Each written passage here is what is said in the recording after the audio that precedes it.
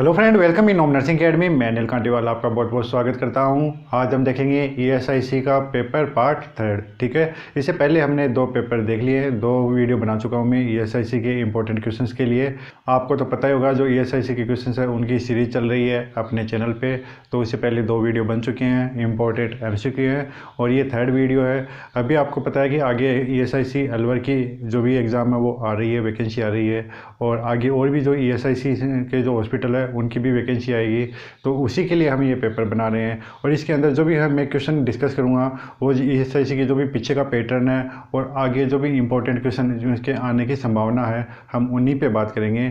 ठीक है, तो ये वीडियो आपके लिए बहुत ज़्यादा इंपॉर्टेंट होगा। तो वीडियो के जितने भी क्वेश्चंस है आपको उसके सभी का आंसर है वो कमेंट में करना है। आपके जितने ओवरऑल है, जितने क्वेश्चन सही हुए हैं उनका भी आपको लास्ट में फिर कमेंट करना है कि आपके जो भी 20 क्वेश्चन है उनमें से कितने क्वेश्चन है वो ठीक हुए हैं। ठीक है, तो इसमें अब शुरू करते हैं। इसमें सबसे पहला क्वेश्चन देखिए, the physician performs A vaginal examination on a client in labour and states that the client is completely effaced and fully dilated. At this time, the nurse correctly plans to meet the needs of the client who is entering in which stage of labor. ठीक है, question को समझिए। एक physician है वो perform कर रहा है क्या, वेजाइनल एग्जामिनेशन। एक क्लाइंट है वो लेबर में है, उसका क्या किया जा रहा है, वेजाइनल एग्जामिनेशन किया जा रहा है। वेजाइनल एग्जामिनेशन करने के बाद में ये पता चलता है जो भी प्रेग्नेंट लेडी है लेबर में है उसकी जो सर्विक्स है वो फुली डायलेट और इफेस हो चुकी है। इफेसमेंट का मतलब होता है पतलापन। ठीक है, वो पूरी पतली और डायलेट हो चुकी है टोटली। तो वो कौन सी लेबर की स्टेज में वो एंट्री कर रही है, तो आपको बताना है। ऑप्शन में दे रखा है 1st stage, 2nd stage, 3rd stage और 4th स्टेज। तो राइट आंसर आपको कमेंट करना है। लेबर की स्टेज के बारे में बताया हुआ है पहले भी। ठीक है, तो राइट आंसर है वो क्या होगा वो जल्दी कमेंट कर दीजिए। तो जो इसका राइट आंसर होगा वो होगा ऑप्शन सेकंड स्टेज। ठीक है, 2nd स्टेज क्यों, क्योंकि जो 1st स्टेज शुरू होती है वो क्या होती है, true labour pain to fully dilation of cervix. ठीक है, लेकिन यहाँ पे क्या बताया है कि वो कौन सी स्टेज में एंट्री करेगी। तो 2nd स्टेज शुरू होती है कहाँ से, fully dilation of the cervix to expulsion of the foetus. ठीक है, ये क्या है, ये है 2nd स्टेज। ठीक है, तो 1st स्टेज में क्या था, 1st स्टेज में था उसमें ट्रू लेबर पेन देखने को मिलेंगे, और वो कहाँ तक, fully dilation of the cervix, वो थी 1st स्टेज। 2nd स्टेज क्या है, fully dilation of the cervix and expulsion of the foetus, ये क्या है 2nd स्टेज। और 3rd स्टेज में क्या होता है, एक्सपल्सन ऑफ प्लेसेंटा। और 4th स्टेज में हम ऑब्जर्वर में करते हैं कि जो भी क्लाइंट है उसको किसी तरह का हेमरेज तो नहीं हो रहा। ठीक है, तो ये क्या है, लेबर की 4 स्टेज है, 1st stage, 2nd stage, 3rd stage और 4th स्टेज। तो यहाँ पे क्वेश्चन में 2nd स्टेज के बारे में पूछा गया है। ठीक है, इसमें नेक्स्ट क्वेश्चन देखिए, when preparing a client for insertion of A nasogastric tube, how should the nurse position the client's neck to facilitate introducing the tube into the nostril? Question को समझिए। क्वेश्चन में बताया गया है एक नर्स है वो एक क्लाइंट को नेजोगैस्ट्रिक ट्यूब है वो इंसर्ट करेगी। तो जो भी क्लाइंट का नोस्ट्रिल है उसे एनजी ट्यूब है वो इंसर्ट करवाएगी नर्स। तो उसको जो भी नेक है उसको कौन सी पोजीशन में रखेगी। ऑप्शन में देखिए, flex, extend, rotate to the left और hyper extended. Right answer comment करना है। इंसर्ट करना है नोस्ट्रिल के अंदर जो भी नेजोगैस्ट्रिक ट्यूब है, तो उसके लिए जो भी नेक है आप उसको कैसे पोजीशन में रखोगे। राइट आंसर जल्दी कमेंट कर दीजिए, इंपॉर्टेंट है। इसके बारे में मैं 2 से 3 बार पहले भी बता चुका हूँ। तो जो इसका राइट आंसर होगा वो होगा ऑप्शन 4th, हाइपर एक्सटेंडेड। ठीक है, पहले इसको समझिए, फ्लेक्शन, एक्सटेंशन और हाइपर एक्सटेंशन होता क्या है। ठीक है, ये क्या है, ये है फ्लेक्शन और ये एक्सटेंशन और ये हाइपर एक्सटेंशन। ठीक है, तीनों को समझिए। अभी ये देखिए, हाइपर एक्सटेंशन में क्या होता है, जब भी आप नोस्ट्रिल से जो भी ट्यूब इंसर्ट करवाओगे तो हाइपर एक्सटेंशन में वो इजी इंसर्ट हो सकती है।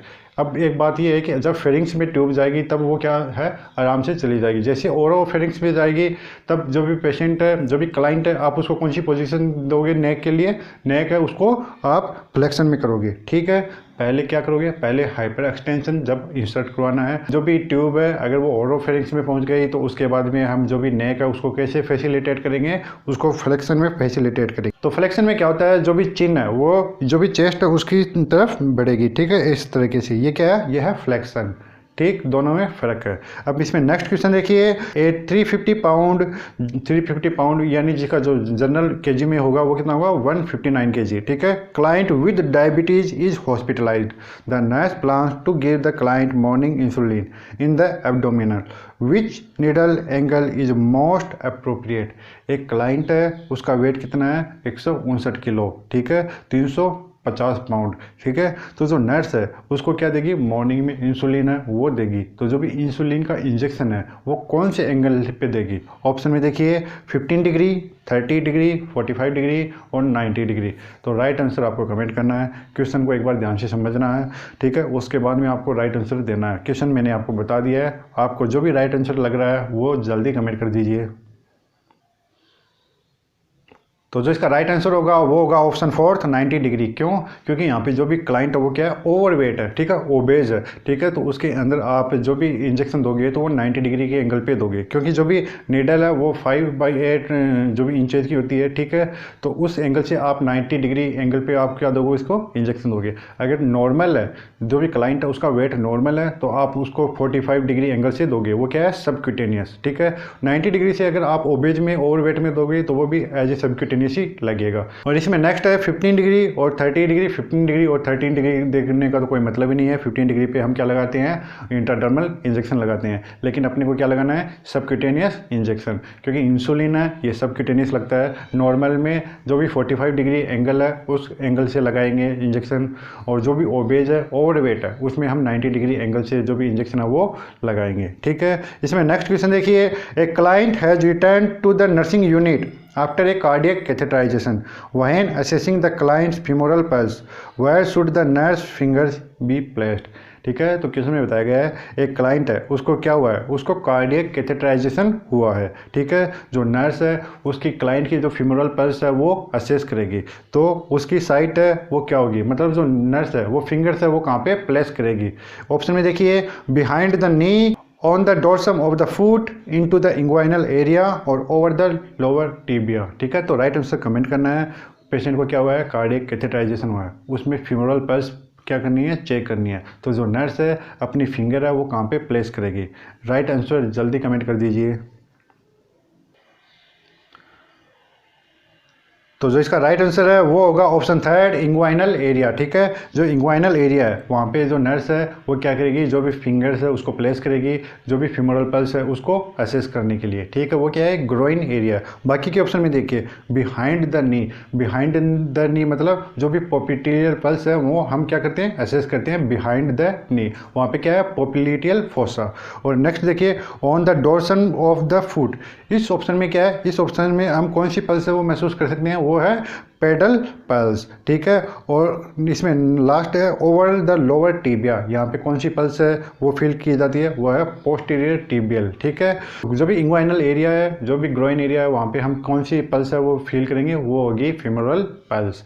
इसमें नेक्स्ट क्वेश्चन देखिए, in the emergency department the nurse notes multiple needle punctures on a client's arm, the nurse correctly suspect that the client is abusing which category of drug, ठीक है।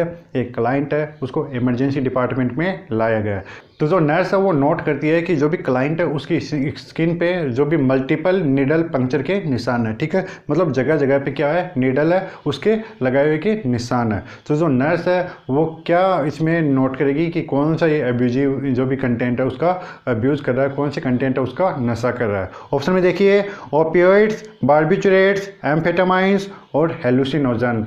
तो right answer आपको comment करना है। जो भी nurse है वो क्या ऑब्जर्व करेगी कि जो क्लाइंट है वो कौन से कंटेंट का नशा कर रहा है, ठीक है। तो राइट आंसर जल्दी कमेंट कर दीजिए। तो जो इसका राइट आंसर है वो होगा ऑप्शन फर्स्ट ओपियोइड्स, ठीक है। ओपियोइड्स के बारे में जानिए। ओपियोइड्स में क्या क्या आता है, कोकेन आता है और हीरोइन आता है, ठीक है। कोकेन है, आपने फिल्मों में देखा होगा, कई कोकेन को क्या करते हैं, सूंघते हैं, इनहेल करते हैं। तो वो क्या करते हैं, ऐसे पाउडर फॉर्म में आता है, फिर उसको इनहेल किया जाता है, वो तो आता है कोकेन।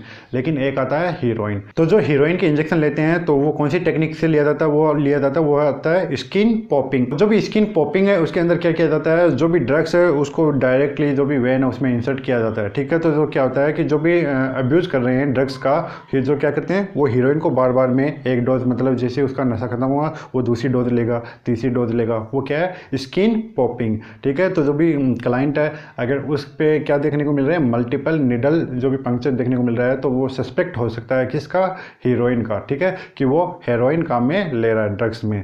और ये क्या आता है, ये है ओपियोइड, ठीक है। तो यहाँ पे राइट आंसर क्या होगा, ओपियोइड्स। इसमें नेक्स्ट क्वेश्चन देखिए, ए nurse is caring for a client diagnosed with cystic fibrosis who is refusing to take a recommended nebulizer treatment.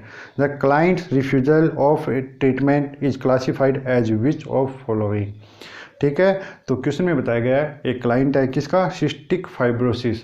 तो जो क्लाइंट है उसको निम्बुलाइज करवाया जा रहा है। तो जो क्लाइंट है वो इस तरीके के जो भी ट्रीटमेंट को उसको क्या करता है, मना कर रहा है। तो आप इसको कौन से राइट के तहत इसको मानोगे? तो ऑप्शन में देखिए, ए moral obligation, a legal obligation, N ethical right और एन बेसिक ह्यूमन राइट। तो आपको राइट आंसर कमेंट करना है। एक क्लाइंट है, आप उसको निबुलाइजेशन करवा रहे हो, ये तो वो क्लाइंट है वो मना कर देता है कि उसको किसी तरह का निबुलाइजेशन वो नहीं चाहिए, तो आप इसको कौन सा राइट मानोगे, कौन सा ऑब्लिगेशन मानोगे?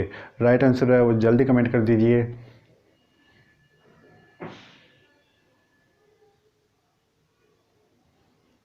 तो इसका राइट आंसर होगा वो होगा option third, an ethical right. हर एक जो भी इंडिविजुअल इंसान है उसको अधिकार है, ठीक है, कि वो अपने मतलब बॉडी के लिए अगर हम उसको ट्रीटमेंट दे रहे हैं तो वो उसके लिए मना कर सकता है। ये क्या है उसका, ये उसका एक एन एथिकल राइट है, ठीक है। इसमें नेक्स्ट क्वेश्चन देखिए, which rational should a nurse used to explain the reason for oxygen being bubbled through a humidifier to a client receiving 2 litres of oxygen by nasal cannula. तो question में बताया गया है एक क्लाइंट है, उसको क्या दिया जा रहा है, उसको ऑक्सीजन एडमिनिस्टर करवाया जा रहा है जो भी नेजल कैनुला है उसके द्वारा। तो जो भी क्लाइंट है वो उसको नर्स को ऐसे पूछ लेता है कि जो भी उसके ह्यूमिडिफायर है उसमें बबल उठ रहे हैं, तो वो उसके बारे में जानना चाहता है। तो जो नर्स है वो उसको क्या अप्रोप्रिएट है जो जवाब है वो देगी। ऑप्शन में देखिए, prevent the burning sensation of the direction oxygen, prevents drying of the nasal passage, prevents a chemical reaction between the tubing and oxygen, prevents contamination with environmental gases। तो आपको राइट आंसर कमेंट करना है। जो भी humidifier है उसमें भी जो बबल्स है वो क्यों दिखाई देते हैं, जो नर्स है उसमें एनर्स वगैरह क्यों डाल के रखती हैं जो भी ह्यूमिडिफायर बोतल है उसके अंदर, ठीक है। तो राइट आंसर है, जल्दी कमेंट कर दीजिए। तो जो इसका राइट आंसर होगा वो होगा option second, prevent drying of nasal passage, ठीक है। क्यों? क्योंकि जो ऑक्सीजन गैस है वो क्या होती है, एक ड्राई गैस होती है, ठीक है। अगर वो डायरेक्टली आप किसी पेशेंट को दोगे तो जो भी नेजल की जो म्यूकस मेम्ब्रेन है वो क्या हो जाती है, उससे ड्राई हो जाएगी और वो इरिटेट होने लगेगी, ठीक है। इसमें नेक्स्ट क्वेश्चन देखिए, when a nurse is performing her or his responsibilities commits an act of negligence it is called, ठीक है। जब एक नर्स है वो क्या कर रही है, परफॉर्म कर रही है किसी भी टास्क को और वो उसको उसमें टास्क करते समय क्या कर देती है, नेग्लिजेंस कर देती है, तो ये किसके अंतर्गत आता है, इसको आप क्या बोलोगे? ऑप्शन में देखिए, माल प्रैक्टिस, टॉर्ट, मिसडेमेनर और क्रिमिनल नेग्लिजेंस। तो आपको राइट आंसर कमेंट करना है। जो नर्स है वो काम तो कर रही है लेकिन काम करने में क्या दिखा रही है, नेग्लिजेंस दिखा रही है, तो आप इसको क्या नाम से जानोगे, ठीक है। तो इसके लिए कौन सा टर्म है वो काम में लोगे, तो आपको राइट आंसर है वो कमेंट करना है। तो जो इसका राइट आंसर है वो होगा ऑप्शन फर्स्ट, माल प्रैक्टिस, ठीक है। माल प्रैक्टिस में क्या होता है, जो नर्स है वो काम तो करती है लेकिन वो अगर ठीक तरीके से नहीं करती है उसमें भी वो नेग्लिजेंस करती है, तो वो क्या है, वो है माल प्रैक्टिस, ठीक है। जो टॉर्ट है, टॉर्ट क्या है, एक सिविल लॉ है, जो भी कोई भी आदमी गलत करता है तो उसके खिलाफ क्या काम में लिया जाता है, टॉर्ट, ठीक है। इसमें नेक्स्ट क्वेश्चन देखिए, when the nurse examines the client which body part is usually affected by gout, ठीक है। जो एक नर्स है एक क्लाइंट को क्या कर रही है, एग्जामिन कर रही है, गाउट वाले पेशेंट को एग्जामिन कर रही है, तो उसके कौन से जो भी पार्ट है वो अफेक्ट होगा? ऑप्शन में देखिए, great toe, index finger, sacrococcygeal vertebrae और टेम्पोरोमैंडिबुलर जॉइंट। तो आपको राइट आंसर कमेंट करना है। जो नर्स है किसको एग्जामिन कर रही है, गाउट वाले पेशेंट को, तो उसके अंदर कौन सा बॉडी पार्ट है वो नॉर्मली उससे क्या होता है, प्रभावित होता है, तो राइट आंसर आपको कमेंट करना है। तो जो इसका राइट आंसर होगा वो होगा ऑप्शन फर्स्ट, ग्रेट टॉय। ठीक है, जो गाउट है, गाउट वाले में क्या होता है, गाउट वाले में हाइपर यूरेशिमिया देखने को मिलता है। जो ब्लड है उसमें क्या होता है, यूरिक एसिड का लेवल है वो बढ़ जाता है। तो जो यूरिक एसिड का लेवल है वो क्या होता है, जो भी नीचे के जॉइंट्स होते हैं उनमें क्या होता है, वो जमा होने लगता है। तो उसके कारण में जो भी स्वेलिंग है और जो दर्द है वो देखने को मिलेगा कहाँ पे, जो भी ग्रेट टॉय है वहाँ पे, और जो भी नी जॉइंट है वहाँ पे। ठीक है, तो इसका राइट आंसर क्या है, ग्रेट टॉय। इसमें नेक्स्ट क्वेश्चन देखिए, if the physician ordered diet as tolerated for a client the evening of surgery which diet is most appropriate initially. तो क्वेश्चन में देखिए, जो फिजिशियन है वो ऑर्डर देता है डाइट एज टॉलरेटेड, क्यों, क्योंकि जो क्लाइंट है उसकी क्या हुई थी, सर्जरी। ठीक है, तो उसके लिए कौन सी डाइट है वो सबसे ज़्यादा सूटेबल है, अप्रोप्रिएट है। ऑप्शन में देखिए, blend diet, soft diet, clear liquid diet और रेगुलर डाइट। तो आपको राइट आंसर कमेंट करना है। क्लाइंट की अभी सर्जरी हुई है तो उसकी कौन सी डाइट है वो शुरू की जाएगी। राइट आंसर है वो जल्दी कमेंट कर दीजिए।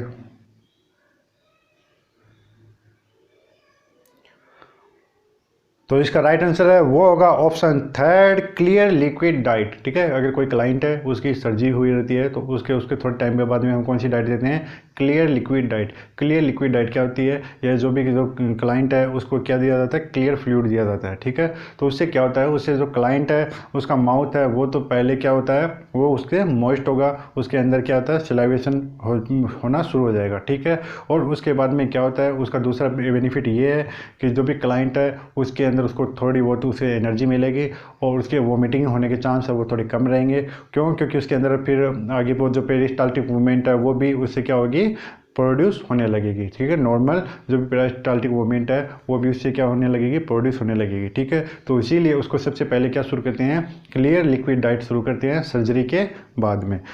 इसमें नेक्स्ट क्वेश्चन देखिए, question number 11, the nurse caring for a client after a sub total thyroidectomy place the client in semi Fowler position, what is the rationale for the action. ठीक है, एक क्लाइंट है उसकी क्या हुई है, सब टोटल थायरॉयडेक्टमी हुई है, तो जो नर्स है उसको सेमीफाउलर पोजीशन देती है, तो आपको उसका कारण बताना है। ऑप्शन में देखिए, it has the client talk, it reduce incisional oedema, it decrease sputum production और इट प्रमोट्स क्लाइंट कंफर्ट। तो आपको राइट आंसर कमेंट करना है। जो क्लाइंट है उसकी सब टोटल थायरॉयडेक्टमी हुई है तो उसको क्लाइंट को कौन सी पोजीशन दी जा रही है, उसको पोजीशन सेमीफाउलर पोजीशन दी जा रही है, तो उसका जो मोस्टली बेनिफिट है वो क्या होगा। तो जो इसका राइट आंसर होगा वो होगा option second, it reduce incisional oedema. ठीक है, तो जो भी क्लाइंट है उसको सेमी फाउलर पोजीशन इसीलिए दी जाएगी क्योंकि जो साइट है वहाँ पे किसी तरीके का जो भी एडिमा वो ना रहे। ठीक है, और क्योंकि जो क्लाइंट है वो आसानी से क्या कर सकता है, फिर वो सांस ले सकता है और उसके साथ में वहाँ पे जो भी एडिमा है वो क्या हो जाएगी, वो रिलीव रहेगी। ठीक है, तो उसको हम कौन सी पोजीशन देंगे, सेमी फाउलर पोजीशन। इसमें नेक्स्ट क्वेश्चन देखिए, इंपॉर्टेंट, ये इस तरह के क्वेश्चन है, ये वैसे तो स्किल बेस्ड पे है, जिसने हॉस्पिटल में काम किया वो आराम से बता सकते हैं। इजी क्वेश्चन है, जो अगर आप इसमें सबसे इजी क्वेश्चन मेरे हिसाब से इस पेपर का यही है जो मैंने लिया है, इसको आप एक बार ध्यान से देखना। The known blood glucose level of a client with type 1 diabetes mellitus is 250 mg/dl. The physician orders a sliding scale insulin regimen based on the client's blood glucose level. The order reads, give regular insulin using the following scale. How many units of insulin should the nurse plan to give? तो जो उसका blood glucose level है वो कितना है, वो है 250 mg/dl। ठीक है, तो जो फिजिशियन है उसने एक लिस्ट बना के दी है, तो जो क्लाइंट है उसको आपको अगर जो भी ब्लड ग्लूकोज लेवल है वो अगर इतना है तो उसको इतना क्या देना है, इंसुलिन देना है। आप ये आपके सामने जो भी टेबल है उसमें देख सकते हो, उसमें ग्लूकोज का लेवल और उसके अकॉर्डिंग जो इंसुलिन डोज है वो दिखाई गई है। ठीक है, तो आपको बताना है जो क्लाइंट है उसको 250 mg उसका क्या है, ब्लड शुगर लेवल है, तो आप उसको कितना जो इंसुलिन है डोज है वो कितनी दोगे। ऑप्शन में देखिए 2 यूनिट्स, 4 यूनिट्स, 6 यूनिट्स और 8 यूनिट्स। तो राइट आंसर आपको कमेंट करना है, जो क्लाइंट है उसको आप कितनी यूनिट है इंसुलिन दोगे। तो जो इसका राइट आंसर है वो होगा ऑप्शन सेकेंड, 4 यूनिट। जो क्लाइंट है उसको कितनी यूनिट दोगे, 4 यूनिट। क्यों, क्योंकि यहाँ पे जो भी ब्लड ग्लूकोज लेवल है वो कितना है, 250 mg। तो आप इसको स्लाइडिंग स्केल को देखिए, 0 to 140 mg तो उसको कोई भी इंसुलिन नहीं देना है। अगर 141 to 200 mg/dl है तो आप उसको 2 यूनिट दोगे, और 200 to 250 mg पर DL है तो आप इसको कितना दोगे 4 यूनिट। ठीक है, तो यहाँ पे कितना है 250 mg पर DL। अगर यहाँ पे 251 भी होता तो आप 6 यूनिट देते। ठीक है, तो लेकिन यहाँ पे कितनी है 250 है, तो 250 तक कितना बताया गया है 4 mg। ठीक है, अगर 251 आता तो कितने देनी होती 6 यूनिट। आपको हमेशा जो भी डॉक्टर जो भी स्लाइडिंग स्केल बनाता है उसी के अकॉर्डिंग आपको इंसुलिन देना है। ये नहीं कि 250 आया तो हम 6 यूनिट दे दें, नहीं, आपको उतना ही देना है जितना आपको स्लाइडिंग स्केल पे बताया गया है। ठीक है, उसके अकॉर्डिंग ही चलना है। तो इसके अकॉर्डिंग कितना होगा, इसके अकॉर्डिंग होगा 4 यूनिट इंसुलिन। इसमें नेक्स्ट क्वेश्चन देखिए, a nurse massage the uterus of A postpartum client, which assessment finding best indicates that the intended effect of this nursing action has been achieved। तो question में बताया गया है एक postpartum client है। ठीक है, डिलीवरी के बाद का क्लाइंट है, तो उसको क्या दिया जा रहा है, उसका जो नर्स है उसको एब्डोमेन पे क्या कर रही है, मसाज कर रही है। तो जो नर्स है उसको क्या पता चलेगा कि जो भी उसने मसाज दी है उसका बेनिफिट उसको देखने को मिल रहा है। ऑप्शन में देखिए, postpartum pain is relieved, the uterus becomes firm, the client passes clots from the vagina और uterine contraction cease। तो राइट आंसर आपको कमेंट करना है। क्यों हम जो पोस्टपार्टम जो भी मसाज है वो क्यों करते हैं, ये पहले भी बताया हुआ है। तो राइट आंसर है वो आपको कमेंट करना है। तो जो इसका राइट आंसर होगा वो होगा option second, the uterus become firm. ठीक है, जो नर्स है अगर वो रेगुलर जो भी क्लाइंट है उसके एब्डोमेन पे मसाज करेगी तो जो यूट्रस है वो क्या हो जाएगी, फर्म होने लगेगी। वो अपनी जो भी लोकेशन है, जो अपनी साइज है उसमें धीरे धीरे वो क्या होने लगेगी, आने लगेगी। उसके कारण से क्या होता है, जो भी ब्लड वेसल्स है वो भी ओकल्ड हो जाती है और ब्लीडिंग भी रुक जाती है। ठीक है, तो इसीलिए जो डिलीवरी है उसके बाद में थोड़ी मसाज की जाती है पेट में, क्योंकि जो भी यूट्रस है वो क्या हो जाए, फर्म हो जाए। इसमें नेक्स्ट क्वेश्चन देखिए, विच nursing action is most appropriate when A chest tube is inadvertently pulled from its insertion site. तो क्वेश्चन में बताया गया है एक क्लाइंट है, उसकी इंसर्शन साइट से जो भी चेस्ट ट्यूब है वो बाहर की तरफ निकल गई है, तो जो नर्स है वो क्या एक्शन करेगी। ऑप्शन में देखिए, quickly covering the opening to keep out air, reinserting the displaced chest tube, checking the client's breath sound और telling the client to hold his और हर ब्रीथ। तो आपको राइट आंसर कमेंट करना है। Client की जो भी insertion site है वहाँ से जो उसकी चेस्ट ट्यूब है वो निकल चुकी है, तो नर्स है वो क्या एक्शन करेगी। तो जिसका राइट आंसर है वो होगा option first, quickly covering the opening to keep out air. ठीक है, तो जो नर्स है वो क्या करेगी, जो भी ओपनिंग है उसको क्या करेगी, उसको कवर करेगी। क्यों, क्योंकि जो भी लंग्स रिकोलेप्स है उनको रोकने के लिए। ठीक है, तो जो नर्स है जो भी ओपनिंग है उसको क्या करेगी, उसको तुरंत क्या करेगी, बंद करेगी। ठीक, इसमें नेक्स्ट क्वेश्चन देखिए, when performing cardiopulmonary resuscitation CPR on an unresponsive infant, the nurse correctly assesses the pulse at which location. तो क्वेश्चन में बताया गया है एक इन्फेंट है उसको क्या दिया जा रहा है, CPR दिया जा रहा है। तो जो CPR दे रहे हैं तो उसके लिए जो भी इन्फेंट है उसके लिए जो भी पल्स है असेस करेंगे तो उसकी साइट है वो कौन सी होगी। ऑप्शन में देखिए, over the radial artery, over the femoral artery, over the brachial artery और ओवर द कैरोटिड आर्टरी। तो आपको राइट आंसर कमेंट करना है। जो भी क्लाइंट है जो भी इन्फेंट है उसको आप CPR दोगे तो उसके लिए जो भी साइट है पल्स असेस करने की वो कौन सी होगी। राइट आंसर जल्दी कमेंट कर दीजिए। तो जो इसका राइट आंसर होगा वो होगा ओवर द ब्रेकियल आर्टरी। ठीक है, जो इन्फेंट है उसमें हम कौन सी साइट कहाँ मिलेंगे, ओवर द ब्रेकियल आर्टरी। जो भी ब्रेकियल आर्टरी है उसको असेस करेंगे। और इसमें एक बात और, इसमें हम जो भी कैरोटिड आर्टरी है वो काम में नहीं लेंगे, क्योंकि जो भी इन्फेंट होती है उनकी नेक वो क्या होती है, फोल्डेड होती है और शॉर्ट होती है, तो हम वहाँ से असेस नहीं कर पाएंगे ठीक से जो भी कैरोटिड पल्स है उसको। तो उसके लिए हम कौन सी आर्टरी है उसको असेस करेंगे, वो होगी ब्रेकियल आर्टरी। इसमें नेक्स्ट क्वेश्चन देखिए, which finding would the nurse expect in a 7 month old infant admitted to the hospital with a tentative diagnosis of bacterial meningitis. तो क्वेश्चन में बताया गया है कि एक 7 महीने का बच्चा है उसको हॉस्पिटल में एडमिट किया गया है। उस बच्चे को क्या है, उस बच्चे को जो भी क्या है बैक्टीरियल मेनिंजाइटिस है। तो उसके अंदर जो नर्स है वो क्या उसका जो भी एक्सपेक्टेशन है वो क्या रखेगी। ऑप्शन में देखिए, elevated white blood cell count, bulging fontanelle, low pitch cry और इंक्रीज ग्लूकोज इन CSF। तो राइट आंसर आपको कमेंट करना है। जो बेबी है उसकी एज कितनी है, उसकी एज है 7 मंथ, और ठीक है, और हॉस्पिटल में एडमिटेड है। क्यों? क्योंकि उसको बैक्टीरियल मेनिंजाइटिस है।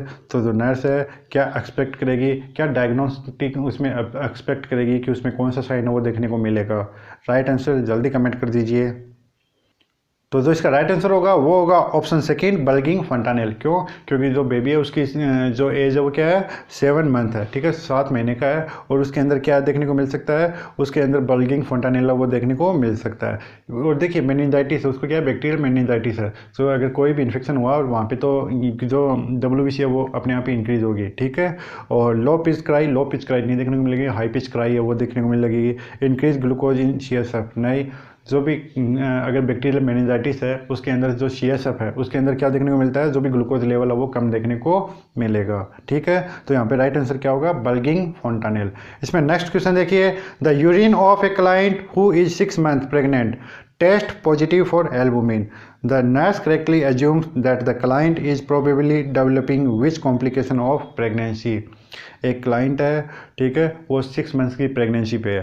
तो जो क्लाइंट है उसको क्या हुआ है, जो एल्बुमिन पॉजिटिव पाई गई है, ठीक है। तो जो नर्स है वो क्या एज्यूम करेगी, जो क्लाइंट है उसमें कौन सा कॉम्प्लिकेशन है वो देखने को मिल रहा है प्रेगनेंसी का। ऑप्शन में देखिए, pre eclampsia, liver impairment, amniotic embolism और गेस्टेशनल डायबिटीज़। तो आपको राइट आंसर कमेंट करना है। जो क्लाइंट है उसको क्या हुआ है, पॉजिटिव पाई गई है एल्बुमिन, जो भी यूरिन है उसके अंदर, ठीक है। तो जो क्लाइंट है उसके अंदर कौन सा प्रेगनेंसी का कॉम्प्लिकेशन देखने को मिल रहा है। आपका जो भी राइट आंसर है वो जल्दी कमेंट कर दीजिए।